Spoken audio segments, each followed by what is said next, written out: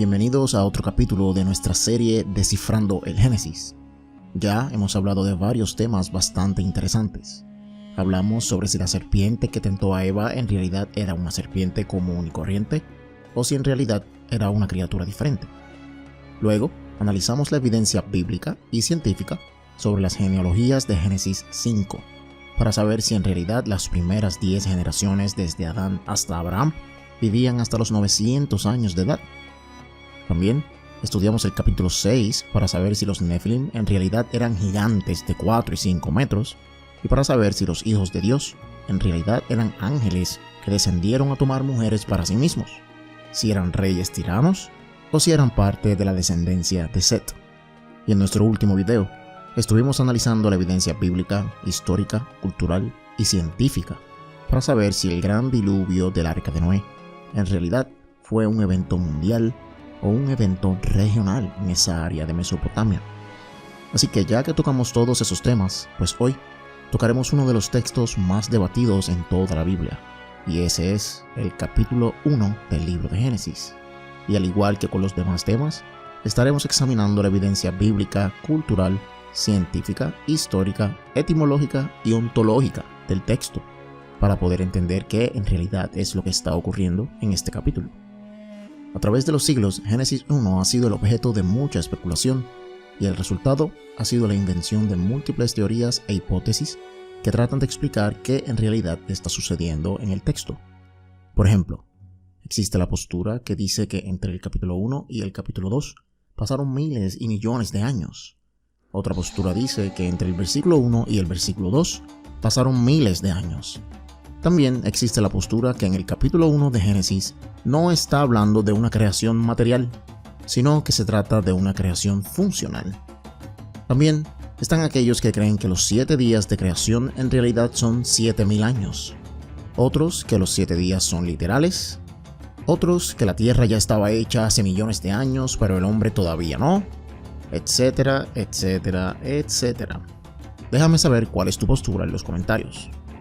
Así que para empezar, tenemos que entender exactamente cómo es que vamos a interpretar este texto para poder extraer el significado adecuado.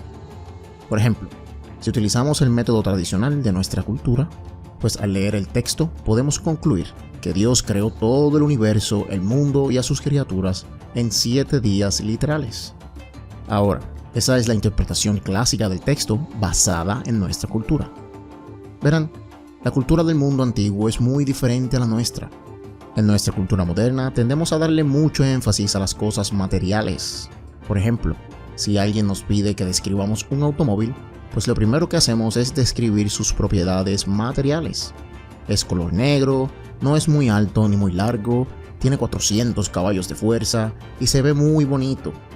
Pero en contraste, si le pides a alguien de una civilización antigua que te describa el mismo auto, pues te dirá que se mueve hacia adelante y hacia atrás, que gira a la derecha y a la izquierda, que corre bastante rápido, que sirve para viajar de un lado a otro, etcétera, etcétera. La descripción que recibirás no será una material o física, sino que será una basada en las funciones del auto, porque así eran las culturas antiguas. Ellos creían en la existencia de las cosas, pero no por sus propiedades materiales, sino por sus funciones. Por ejemplo, cuando el texto dice que Dios creó el sol, los antiguos no están hablando de que Dios literalmente creó el sol físicamente, sino que para ellos lo que significa es que Dios le asignó una función al sol. Y tampoco estamos hablando de sus funciones físicas, como brindar calor y luz al mundo, sino que los antiguos hubieran interpretado este pasaje a la luz de lo que el sol le brinda a la humanidad. Por ejemplo, el sol sirve para marcar las estaciones y para darle vida a la agricultura, etcétera, etcétera. Así que para los antiguos la existencia de las cosas era basada en funciones y no en lo físico.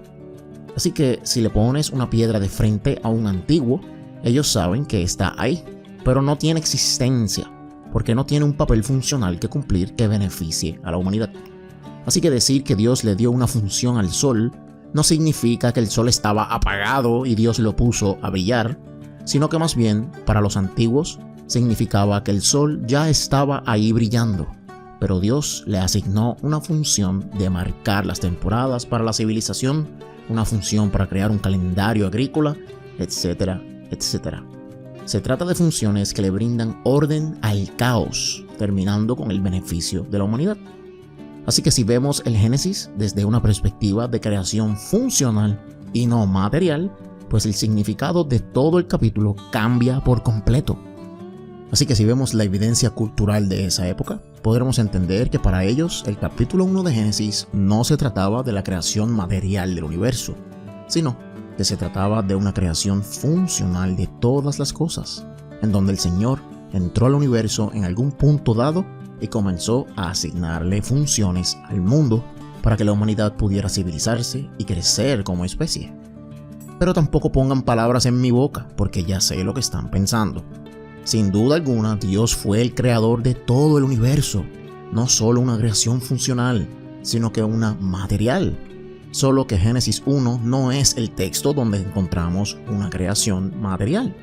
Si deseas ver evidencia bíblica de que Dios creó materialmente al universo, pues lee el Evangelio del apóstol Juan capítulo 1, o lee la carta del apóstol Pablo a los Colosenses capítulo 1 verso 16. También podemos ver evidencia sobre una creación funcional fuera del Génesis en los textos de creación de otras culturas aledañas a los hebreos.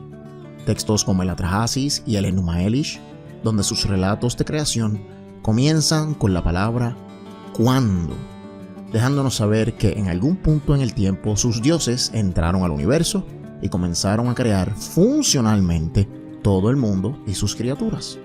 Así que básicamente las culturas antiguas no estaban tan preocupados con saber de dónde salió todo lo material, sino que su enfoque era saber cuándo su Dios cogió todo un universo caótico y le dio orden para que la humanidad pudiera existir y prosperar. Así que ahora que entendemos eso, creo que es importante que también entendamos que el contexto de Génesis 1 no lo dictamina un diccionario bíblico, ni una Biblia con comentarios de teólogos o pastores.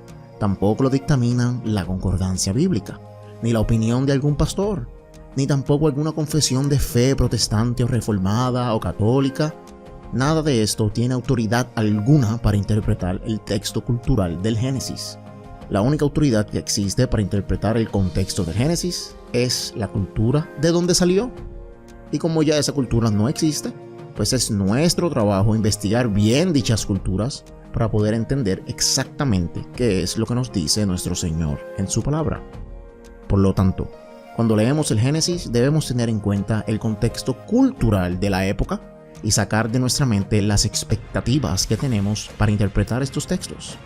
Por ejemplo, ya les dije que los demás textos de creación de otras culturas no hablaban de una creación material, sino que sus textos comienzan con la palabra «cuándo», dejándonos saber que el universo ya existía y que su Dios entró en algún punto en el tiempo para empezar a poner orden a todo el caos. Pero si leemos Génesis 1 en las traducciones actuales, podemos ver que el primer verso comienza con «En el principio creó Dios los cielos y la tierra». Esta frase «en el principio» rápidamente nos dice que fue aquí que Dios creó el universo materialmente, porque claramente dice «en el principio». Pero aquí es que entra la evidencia etimológica, ya que en el lenguaje original hebreo y en sus traducciones griegas dice otra cosa. Tanto en el texto masorético como en la Biblia Septuaginta, el primer verso de Génesis comienza con «cuándo Dios creó los cielos y la tierra». Esto es un cambio monumental, ya que esto cuadra perfectamente con el argumento cultural de la época que les estoy tratando de presentar, donde Génesis no es un relato de creación material, sino que es un relato de creación funcional. Y en el lenguaje original vemos la evidencia de que las culturas antiguas sí creían en una creación funcional y no en una material, ya que todos los textos de creación de la región comienzan con «cuándo». Y ahora al ver los textos hebreos nos damos cuenta que el Génesis capítulo 1 también comienza con la frase «cuándo Dios creó los cielos y la tierra», y no «en el principio». Esto es mucho más profundo de lo que parece, ya que al decir «cuándo», automáticamente el texto nos está diciendo que Génesis 1 no es el principio material del universo, sino que ya el universo existía. Y Dios decidió entrar en algún punto en el tiempo para ponerle orden al caos universal, asignándole funciones a su templo cósmico. Así que si leemos el verso 1 y 2, diría: cuando Dios creó los cielos y la tierra estaba desordenada y vacía.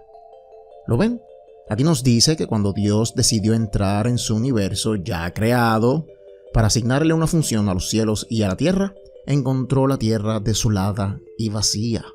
Así que esto desmiente las teorías que dicen que entre el verso 1 y el verso 2 hay un lapso de tiempo.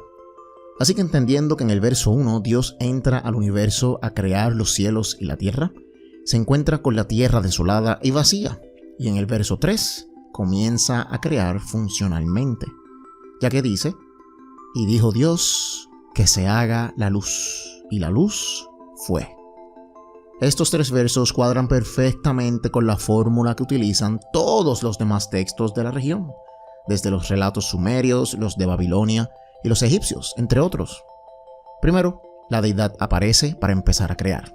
Luego, se encuentra con la tierra en total caos y al final empieza a crear.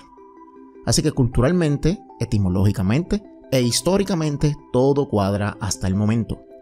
Pero si todavía tienes dudas, pues es bueno que recuerdes que la creación es funcional y no material. Por lo tanto, cuando Dios crea los cielos y la tierra en el versículo 1, en realidad se refiere a que asigna funciones a los cielos y la tierra. Y si ya viste nuestro video sobre qué significa ser hechos a la imagen y semejanza de Dios, pues habrás notado que utilizamos la palabra bará, que en hebreo significa crear, para decir que esta palabra es ambigua en todo el Antiguo Testamento y que no necesariamente se trata de creación material, sino que habla de una creación que toma tiempo en hacerse, y por lo tanto también tiene un significado funcional. Así que para estas culturas antiguas, nombrar cosas, crear cosas y asignarles una función significa traerlos a la existencia, dentro de un sistema de orden.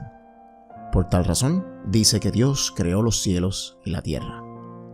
Ahora, apenas vamos por el verso 1, así que veamos el verso 2, que dice que la tierra estaba desolada y vacía. Y las palabras en hebreo lo son tohu y bohu. Y estas palabras no significan desolada y vacía, sino que significan desierta e improductiva.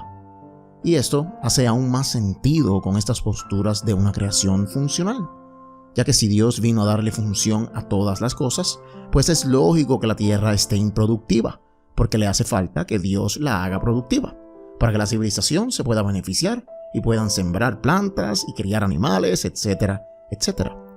Y esto cuadra perfectamente con los versos más adelante, donde Dios crea los árboles según su género y la semilla, etcétera, etcétera. Verán, el mismo texto nos da evidencia de que Dios en realidad está asignando funciones a lo que ya está creado. Por ejemplo, en el verso 5 nos dice que a la luz la llamó día y a la oscuridad la llamó noche. ¿Se dieron cuenta? ¿Por qué llamarle a la luz día en vez de llamarla por lo que es? Luz. Este es un perfecto ejemplo para entender que en realidad Dios no está creando materialmente nada, sino que está asignándole funciones a las cosas ya creadas. Y en el verso 5 tenemos la evidencia, porque el Señor llama a la luz por cómo va a funcionar en la tierra con la humanidad, o sea, día y noche. Luego, del verso 14 al 18, dice que Dios creó las lumbreras en el cielo para marcar las estaciones y los días y los años. Aquí claramente Dios no está creando físicamente las estrellas ni el sol o la luna, porque si no, ¿cómo es que dijo al principio que se haga la luz si ahora es que vino a crear el sol? Esto prueba que, al igual que lo que dijimos al principio, el sol ya estaba creado.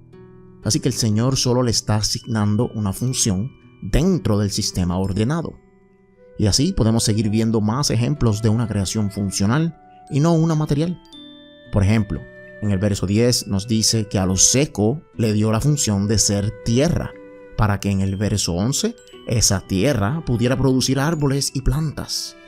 Así que cuando tomamos en cuenta el contexto cultural de esa época, donde el enfoque no era en lo material, sino en lo funcional, pues cuando vamos leyendo el capítulo completo, sin duda alguna entendemos que Génesis 1 no se trata de la creación física de toda la tierra, sino que se trata de cómo el Señor decidió entrar en el universo y crear un sistema ordenado en la tierra, donde tendría que añadirle funciones a cada cosa para el beneficio de la humanidad y del mundo. Ahora, otra postura del Génesis es sobre los 7 días de creación, donde algunos dicen que eran 7,000 años, otros dicen que eran 7 días literales, etcétera, etcétera. Pero si volvemos al origen cultural de la época, el número 7 era un símbolo que se usaba cuando se inauguraba un templo para algún dios. Y este símbolo también lo podemos ver en la Biblia y otros lugares. Por ejemplo, la construcción del tabernáculo en Éxodo 40 se completó en 7 etapas y la ordenación de sus sacerdotes tomaba 7 días.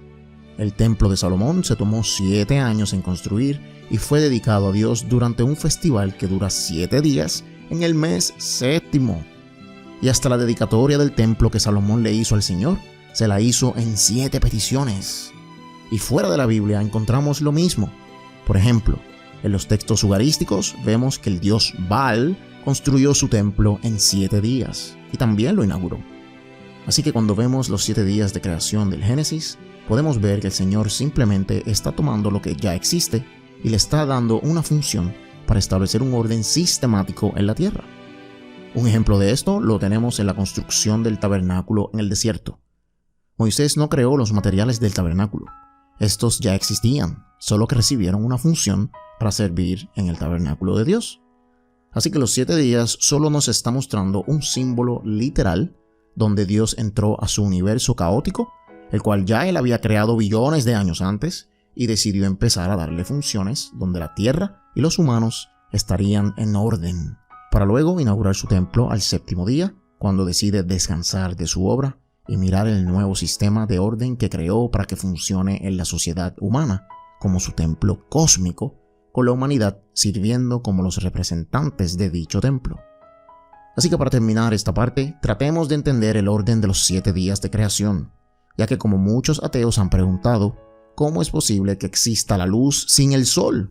¿O cómo puede pasar una mañana y una tarde sin que el sol y la luna existan?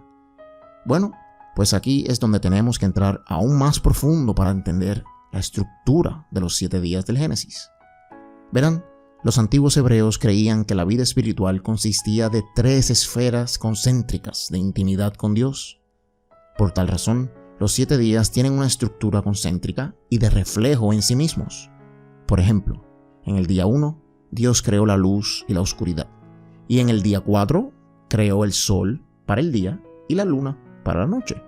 En el día 2, crea el cielo y el mar. Y en el día 5, crea las aves y los animales marinos. En el día 3, crea la tierra y las plantas. Y en el día 6, crea los animales de la tierra y los hombres. Y en el día 7, descansa de su obra centrada en 3 esferas céntricas de 6 días e inaugura su templo cósmico. Esto también lo podemos ver con el tabernáculo. Alrededor había un círculo donde vivían los sacerdotes levitas, ya que estos eran los más apegados a Dios. Aún más hacia atrás había otro círculo donde todo Israel vivía. Y aún más afuera estaba el tercer círculo, que simbolizaba las naciones paganas y el desierto caótico. Esto también lo podemos ver con los animales. Los animales para el sacrificio vivían en el círculo más cercano al Señor. Los animales limpios vivían con el resto de las tribus israelitas en el segundo círculo y los animales no limpios en el desierto caótico. Así que los 7 días del Génesis no son más que un símbolo que representan la inauguración del templo cósmico de Dios.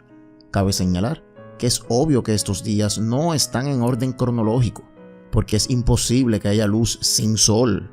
Es imposible que haya mañana y tarde sin sol o luna, sino que los autores del Génesis están tratando de mostrarnos un mensaje teológico, donde los 7 días están puestos en pares de 2, representando las 3 esferas de intimidad con Dios y su orden sistemático por encima del caos.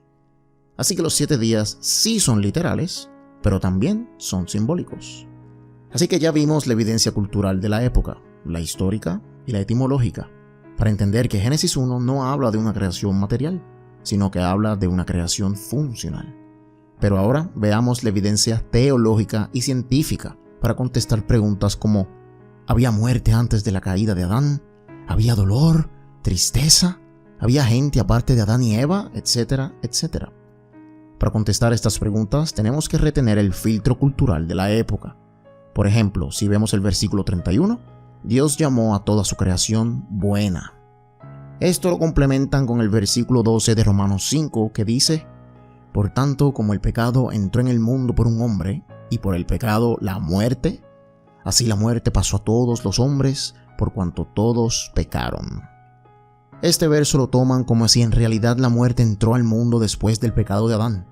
O sea, que antes del pecado de Adán todo ser viviente era inmortal. Y esto simplemente no hace ningún sentido, porque si Adán iba caminando por el jardín y pisaba un gusano, pues sin duda alguna ese gusano moriría. La muerte es una parte natural de la naturaleza y de la biología. Nosotros, como seres biológicos, experimentamos la muerte día a día y segundo tras segundo. Las células de nuestra piel también son seres vivos y estas se mueren por millones diariamente. Así que decir que no había muerte antes del pecado de Adán es algo totalmente absurdo, porque si Adán se trepaba en un árbol para coger de su fruto y se caía, y al caer se partía el cuello, sin duda alguna que iba a morir. Así que Romanos capítulo 5 verso 12 no nos está diciendo que a través del pecado entró la muerte física al mundo, sino que se refiere a una muerte espiritual. Así que el hecho de que Dios le llamó buena a su creación no significa que era perfecta y que no había muerte biológica, sino que más bien cuando el Señor le llama a su creación buena, se refiere a que ya está en un estado óptimo funcional, donde ahora está listo para servirle a la humanidad. Ahora, dicho esto, es bueno señalar que los cristianos clásicos tienden a usar el verso 29 como defensa de que no había muerte y de que la humanidad era vegetariana, ya que dice que Dios le dio todo árbol y toda planta como alimento. Y por alguna razón, estos cristianos creen que ese verso dice que los humanos no se comían a los animales y que los animales no se comían entre ellos, sino que todos eran vegetarianos. Esto es un poco irónico, porque para comerte una planta tienes que matarla. Así que la muerte sí existía. Pero una defensa más lógica sería leer el verso 28, donde Dios le dice a la humanidad: sean fructíferos y multiplíquense, llenen la tierra y sométanla, dominen a los peces del mar y a las aves del cielo. Aquí las palabras someter y dominar tienen una connotación más profunda en el hebreo que simplemente sembrar o cazar. La palabra someter aparece varias veces en el Viejo Testamento. 7 veces se usa como conquista de guerra, otras 3 veces como sometimiento a esclavitud y otras 2 veces como aplastar con los pies. Así que claramente Dios está llamando a la humanidad a someter la tierra para que sirva para sembrar y criar animales. Luego, la palabra dominar se utiliza docenas de veces en el Antiguo Testamento, y cada una de las veces tiene que ver con reinar sobre un pueblo o un grupo de personas o animales, y las partes que están siendo dominadas siempre terminan siendo el objeto de injusticias y opresiones. Así que cuando Dios llama al hombre a dominar a los peces y las aves del cielo, básicamente les está diciendo que los cacen y se los coman, y que los usen como fuente de alimento. Y luego, en el verso 29, el Señor también les da las plantas y los árboles en adición a los animales como alimento. Así que esto sería como un llamado de Dios a la humanidad para que sean sus compañeros en ponerle orden al caos en el que se encuentra la tierra. Esto va acorde con el llamado de Dios a que seamos hechos a su imagen y semejanza. Muchas personas confunden esto y dicen que ser hechos a la imagen de Dios tiene que ver con su forma física. Y esto no puede ser, porque la palabra claramente dice que Dios es espíritu. Otros piensan que tiene que ver con ser santos para Dios. Y esto tampoco puede ser, porque los ángeles son santos y ellos no fueron hechos a la imagen y semejanza de Dios. Así que este llamado a ser hechos a su imagen no es más que un llamado a ser sus representantes y compañeros ante el mundo. Por tal razón, el apóstol Pablo nos llama a ser transformados a la imagen de su Hijo. Pero como ya les había dicho, tengo un video completo sobre este tema y lo pueden ver en la descripción de este video. Así que esto cuadra perfectamente con el contexto cultural de la época, ya que en la antigüedad, cuando un templo era construido, siempre se levantaba una imagen del Dios de dicho templo. Y esto fue exactamente lo que hizo el Señor. Al poner orden en su templo cósmico y terminarlo, Dios instaló una imagen de sí mismo en su templo, y esa imagen son todos los humanos. Y esto lo vemos en el verso 27 que dice: y creó Dios al hombre a su imagen, a imagen de Dios los creó, varón y hembra los creó. Este texto vendría siendo una contestación de parte de los hebreos a las culturas aledañas, dejándoles saber que sus ídolos pequeños y sus falsos dioses necesitan imágenes de piedra en sus pequeños templos, mientras que el verdadero Dios, el Dios viviente, tiene a todo el universo como su templo y tiene una imagen viviente que lo representa dentro de su templo. Así que repasemos todo lo que tenemos hasta ahora para por fin concluir con cuál es el propósito original de Génesis 1. A través de todo el video dejamos claro que para poder entender lo que nos dice este texto, tenemos que verlo con el lente cultural de esa época. Y al hacer esto, podemos ver que los antiguos no se enfocan tanto en la creación material de las cosas, pero sí en las funciones de todas las cosas. Vimos la prueba bíblica, cultural, científica, histórica y etimológica que nos dice que Dios no creó el mundo materialmente en Génesis 1. Que el mismo texto nos da una idea de los orígenes funcionales del mundo, especialmente cuando vemos que Dios crea la luz antes que el sol, cosa que es científicamente imposible.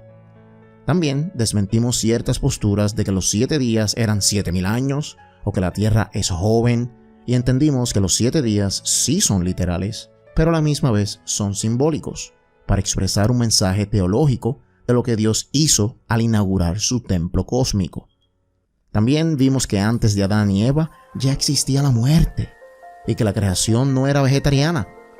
Al final pudimos ver que el propósito de Dios fue crear al hombre y a la mujer como representantes de su templo cósmico para que reinaran junto a él.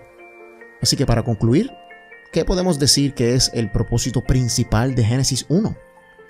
Bueno, pues luego de tomar en consideración el origen cultural del Génesis y de todas las polémicas que habían entre las naciones aledañas sobre cuál Dios era más fuerte, etcétera, etcétera, pues es fácil entender que el capítulo 1 de Génesis no es más que una contestación de parte de los hebreos a todas las demás naciones, dejándoles saber que fue el Dios viviente de Israel el que hizo todas estas cosas por su cuenta, que fue nuestro Dios el que dividió las aguas y no Marduk, que fue nuestro Dios quien creó todas las cosas con tan solo hablar y no Ta, que es Yahvé quien provee la fertilidad de la creación y no Ishtar, que fue Dios quien creó su templo cósmico en 7 días y no Baal, que es nuestro Dios quien reina sobre todas las cosas y no Dagón. Génesis 1 es un ataque directo a estas culturas paganas, y este es el propósito original del texto. Pero ya sé que se quedan varias preguntas, como ¿existía gente antes de Adán y Eva? ¿Esta postura le abre la puerta a la evolución? Etcétera, etcétera. Ya sé que tienen muchas preguntas y todas las contestaremos en otro video. Pero primero tenemos que ver lo que dice Génesis 2 sobre todo esto. Si es una continuación de Génesis 1 o un recuento de Génesis 1 con énfasis en Adán y Eva. Así que si te gustó este video, recuerda suscribirte para más. También puedes apoyarnos directamente con tu donación, haciéndote miembro de nuestra página de Patreon. Cada centavo que aportes me ayudará a hacer más videos como este. Así que dejen su like y comenten su opinión. Y nunca olviden que la verdad se encuentra en lo secreto.